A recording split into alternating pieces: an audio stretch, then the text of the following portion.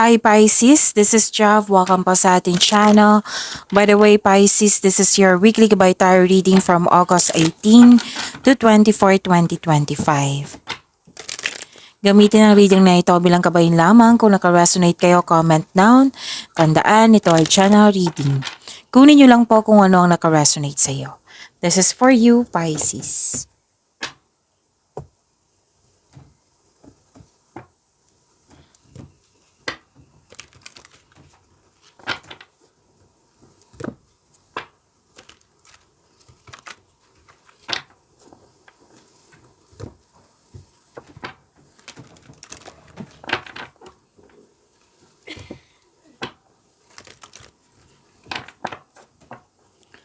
Para po ito sa iyo, Pisces, ngayong August 18 to 24, 2025.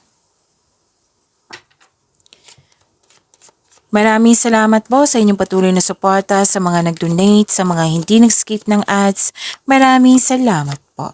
Sa mga hindi nag-skip sa mga hindi pa nag-subscribe, subscribe na po kayo at click bell notification para malaman nyo na may bago tayong video. Para sa mga gustong magpa-reading, comment po kayo ng personal reading. Again, comment kayo ng personal reading and check my reply sa comment section.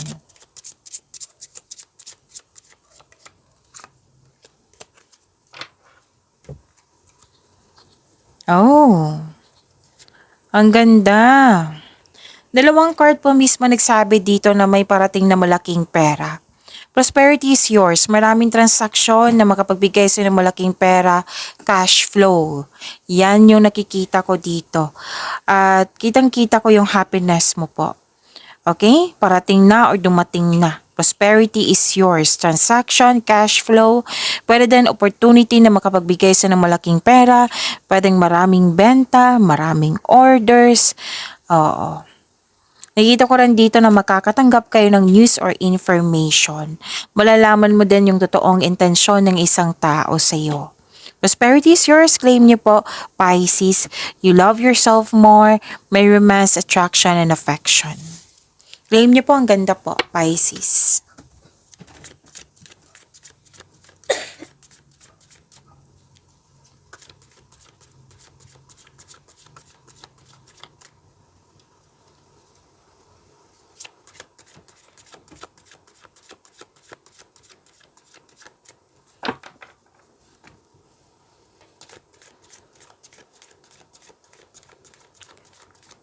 Energy po ni Pisces.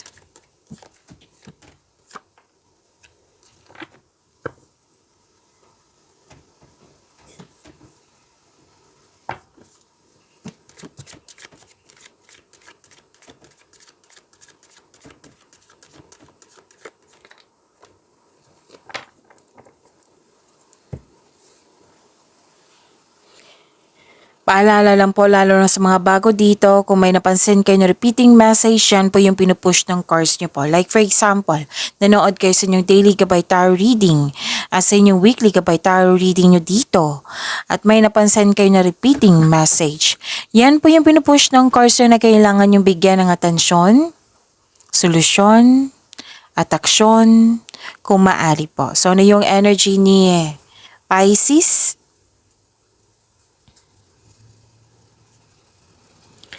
This is new beginning.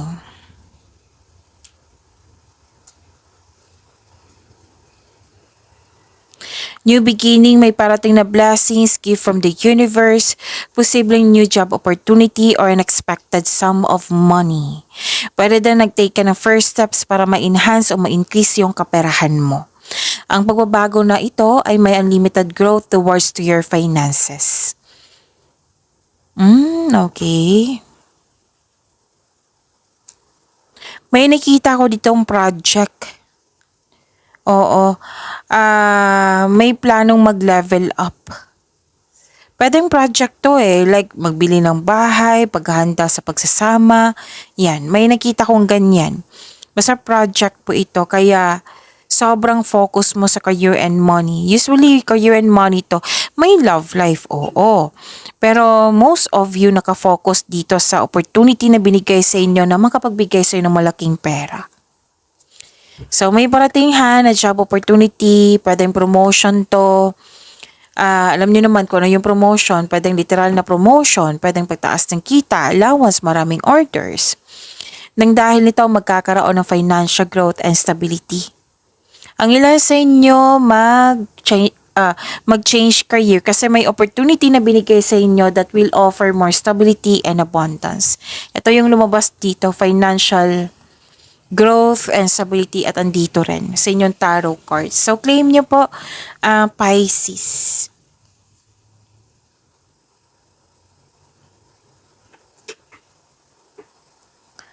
Possibilities, daydreaming, nagkaroon ng konkretong plano, may contemplation, yung pagmuni-muni po. Oo. Nagmuni-muni kayo ngayon, nag-iisip ng mga plano sa buhay or pangarap sa buhay. Nag-iisip ng mga desire sa buhay. Actually, may nakita ko dito, lalo na sa mga single. Marami kayong naiisip na yung may mga potential, mga manliligaw. Pumipili ka dito kung sino yung isa sa kanila na pipiliin mo na may genuine love sa iyo. Okay? Mag-ingat lang po sa sobrang pag-iisip kasi baka ito ay maghatid ng pagkakalito.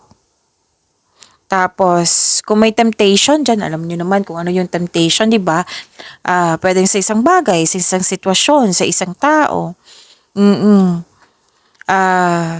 Kung temptation to regarding sa buhay pag-ibig, lalo na't committed kayo, iwas na lang. Piliin niyo po yung inner peace nyo kesa sa sakit ng ulo. Okay? Okay. So, maraming new ideas na bibigyan mo ng aksyon kasi you are very inspired, nagplano ka ng dagdag investment, para magkaroon ng financial growth, mas lumawak yung ambisyon mo sa buhay. Dalawang card na mismo dito nagsabi na hard work kasi gusto ng promotion. Again, pwedeng promotion na literal ha. Promotion pag-akyat ng inyong posisyon.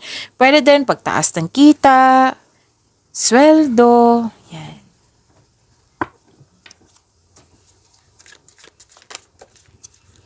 So this is about your career and money.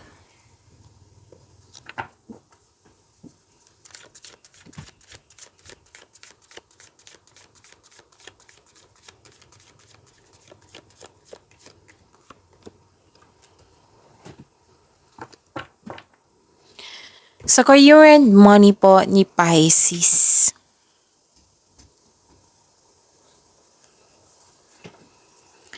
Nakikita ko dito na opportunity pa rin yung sinasabi dito from your energy to here na may parating na opportunity or dumating na. And another message naman na your finances are improving also and you are becoming more confident sa mga ginagawa niyo dyan. May good news na darating May matatanggap kang mensahe galing sa isang unexpected sources. Pwede itong galing sa tao na mas bata pa sa iyo or ito yung intuition mo.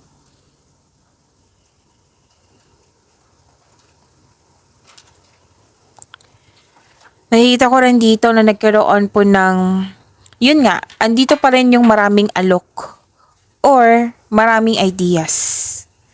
Okay, so ang ganda nito. Ang ganda ng blessings nyo po. Isa o maraming alok or idea ang darating sa iyo. Please expect na magiging busy kayo. May parating na exciting new opportunities. Financial stability pa rin ang nakikita ko dito. Claim nyo po, Pisces. Nagkaroon ng abundance sa kaperahan mo ngayong week. Sa may araw na may mabilisang pagdedesisyon, darating na ang inaantay mong mensahe, may parating na blessings na magbibigay ng saya sa iyo. Maaari din may business travel ha, or isang bagong tao na darating sa iyong buhay na makakatulong sa inyong career and money.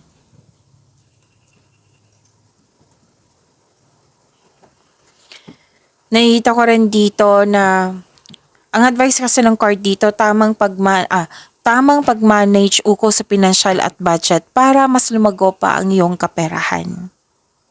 Nag-iisip ka din dito na kung mag-travel ka, enough ba ang money mo? So, what I meant is, i-manage mo. Balansehin.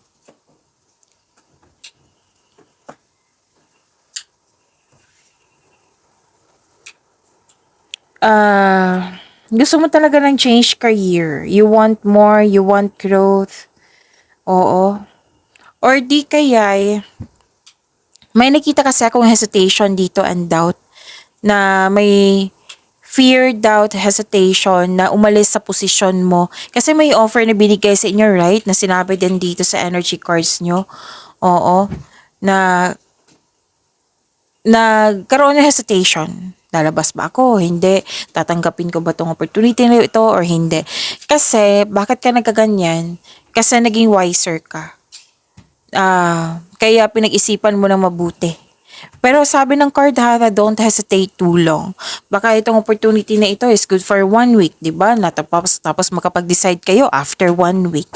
So don't hesitate too long. Magtiwala po sa inyong sarili, gawa kayo ng konkretong plano. Okay? Kung nalilito ka, baka kailangan mo ng kausap or kausapin mo si God. Hingi ka ng, anong tawag dito? Hingi ka ng divine assistance para mapalaya mo ang sarili mo sa fear na nararamdaman mo. Kasi ayaw mo nga magkamali, sabi ng card nyo dito.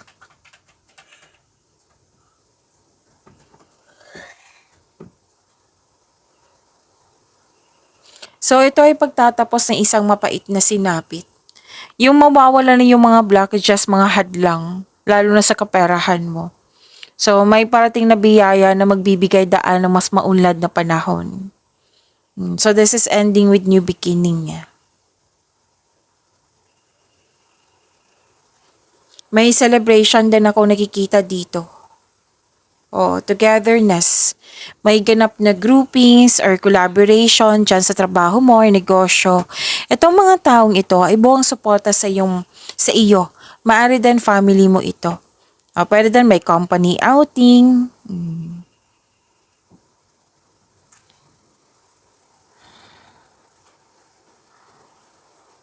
Ang sabi ng card nyo dito, mabilis sumunlad ang iyong negosyo, ang iyong trabaho, kasi marunong ka makinig sa iyong intuition. Humahantong ito sa pagtaas ng kita or magdadala sa iyo patungo sa tagumpay.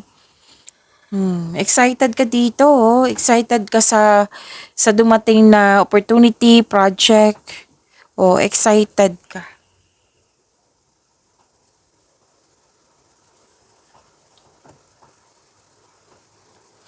And this is success and abundance. Claim nyo po. May parating, makaka-receive ka ng malaking pera na which is sumabas dito sa dalawang card mo dito at dito rin. Puro pera nakikita ko dito. Wow. May parating na makaka-receive ka ng malaking pera or unexpected job opportunity na makapagbigay din sa iyo ng malaking pera. Ang advice ng card nyo dito, you will need to be patient. Huwag kang mag-alala, darating din po ito. Makaka-receive po kayo, huwag kayong mag-alala. Nakikita ko rin dito na ang advice kasi ng card dito, nang dahil sa inyong disiplina sa pag-iipon, sa pag-iingat sa inyong pera, yayaman ka niyan. This will lead you to have a financial abundance and personal growth. Huwag nyo lang daw kalimutan na bigyan ng panahon ng iyong sarili. Kumbaga, pamper yourself. Ang ilan sa inyo gusto magtrabaho sa abroad. Conservative kayo sa money at investment mo. Ang ilan sa inyo nagtrabaho sa abroad ha, or magtrabaho pa lang sa abroad. Conservative kayo sa inyong investment, sa inyong pera, gusto mo magkaroon ng financial security, kaya mas focus ka sa inyong trabaho ngayon. You're saving money or may specific goal ka na bilhin, kaya sobrang ingat mo sa iyong kaperahan po.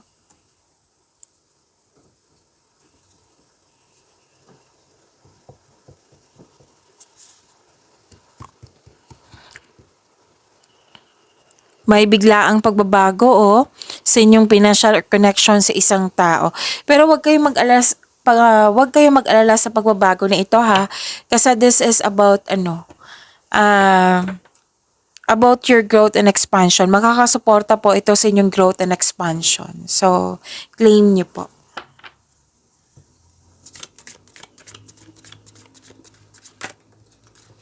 Andito po si Angel of Courage.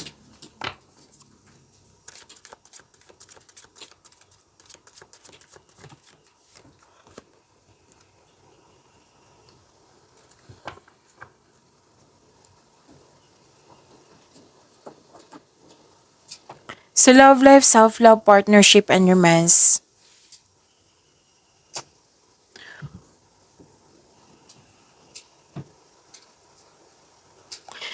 Para sa mga single, have a confidence at labas din kayo sa comfort zone upang sa gayo you have a chance to meet new people. Para sa mga marelasyon sa buhay mag-asawa, share your opinion o problema sa inyong partner para alam din niya na nagkaroon ka ng adjustment. Oo, mag-usap kayo ng mahinahon, sabi ng iyong card. Kung ano man yung mga challenges na yan, struggles ba yan, ma-overcome niyo po iyan, sabi ng iyong card. Magkakaroon po ng resilience.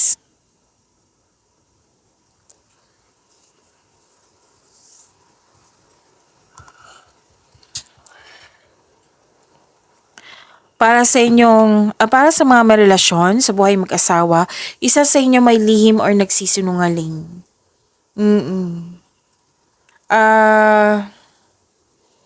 This card asks you na ngayon ang oras upang maging tapat at bukas at makipag-usap ng malinaw sa loob ng inyong connection. Para sa mga single, maaring may tao na hindi tapat sa'yo, pero patuloy ka pa rin sinusuyo. So mag-ingat po.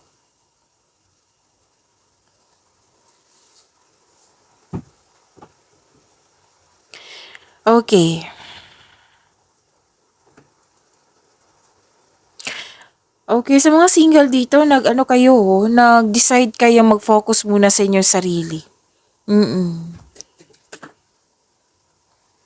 Okay.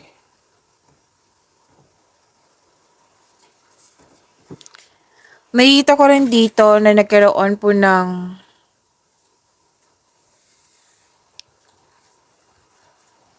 okay. Pero sa mga single, kahit may nag-decide kayo na mag-focus muna sa inyong sarili, may darating sa iyo. You've met someone exciting through friends or sa mga activities. Sa mga relasyon sa buhay mag-asawa, this is a time na magkakaroon kayo ng travel plans. Again, sa mga may relasyon sa buhay mag-asawa, this is a time na magkakaroon kayo ng travel plans or may imimit kayo na special someone while on vacation. May gathering talaga akong nakikita dito. Okay, so nakikita ko rin dito na nagkaroon po ng okay. May naisip kayo dito na regarding sa loss of connection sa isang tao. So sana yung maka-move forward kayo. And nakikita ko rin dito na nagkaroon po ng okay. This is confidence sa mga relasyon sa buhay mag-asawa, strong, confident, and compassionate kayo sa isa't isa, well-established, and successful sa inyong relasyon. Okay? Sa mga single dyan, kahit ayaw nyo, meron talagang tao na parating sa inyo. Na mamimit mo talaga siya ilang beses kasi lumabas. Na mamimit mo siya through activities or sa friends. Ang ganda din ng ng energy niya kasi masayahin na tao. Nakita ko dito, ideal type mo to. Itong parating sa iyo.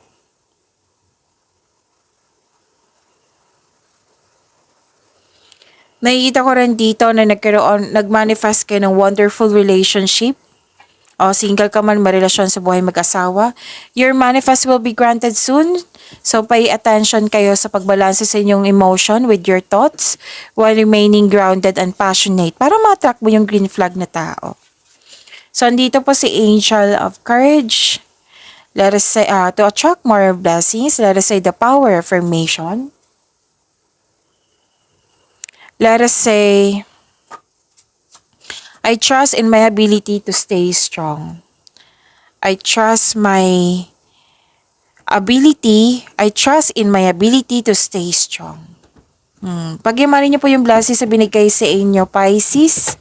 See you tomorrow. Maraming salamat po.